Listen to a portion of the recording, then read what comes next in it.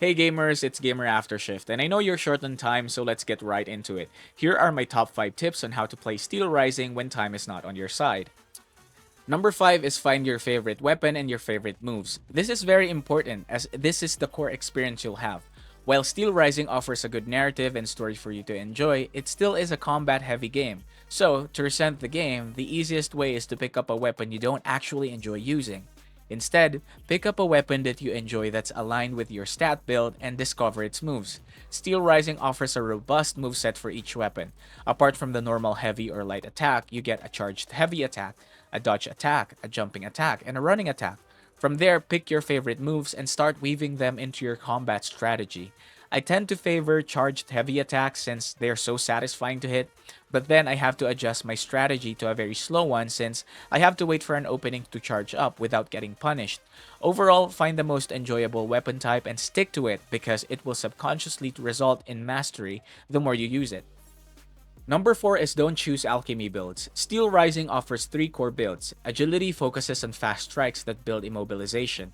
When the diamond you see when you lock onto enemies is filled, it will glow red, which indicates the enemy is immobilized and you have a small window of time to hit the enemy with a light attack to land a critical hit. Then you have Power, which focuses on slower heavy hits and impact. Impact allows you to stagger and interrupt enemies and make them prone to knockdowns. Lastly, you have Alchemy, which focuses on using elements and weaving in items to add some spice to your overall combat strategy. I would summarize this as agility is a hit and run strategy, power is a wait and see strategy where you have to wait for an opportunity to strike because of how heavy your weapons are. Then there is alchemy, which uses all tools to your advantage, which means more stuff to manage. So yeah, I would suggest you choose between power or agility, but I'm not closing off your option to alchemy. Just know that you might find yourself overwhelmed with choices during combat with all the things you can cycle through apart from your weapons if you choose alchemy. Number 3 is a bit personal to me. Don't feel guilty using assist mode. Most hardcore veterans of the genre would discourage you from using this as it quote unquote diminishes the experience. While in a sense there is some truth there, sadly we don't all have the time. Some pretentious people might even discourage you from touching the Souls-like genre at all if you rely on assist mode.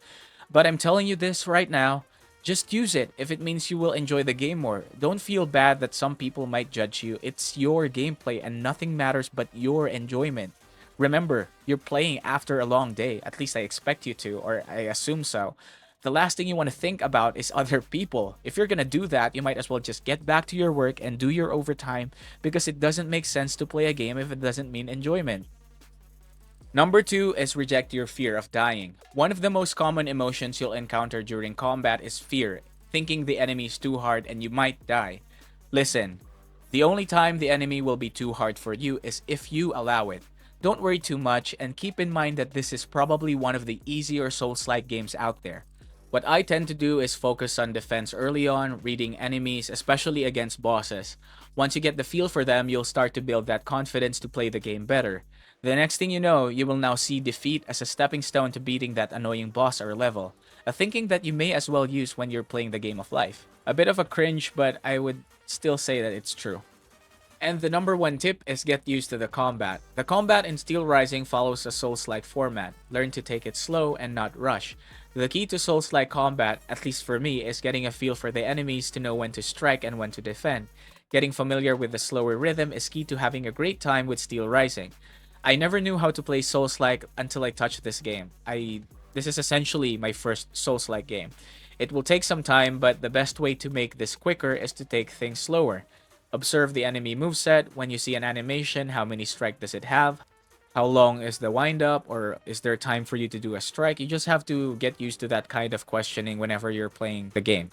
Another way to take this on is to just go for it, just attack, but manage your stamina so that when you see the enemy about to strike, you can dodge. This is actually a quicker way and you don't need to be as observant of the enemy. So if you don't want to be strategic about your approach, just use this. Remember the triple SD.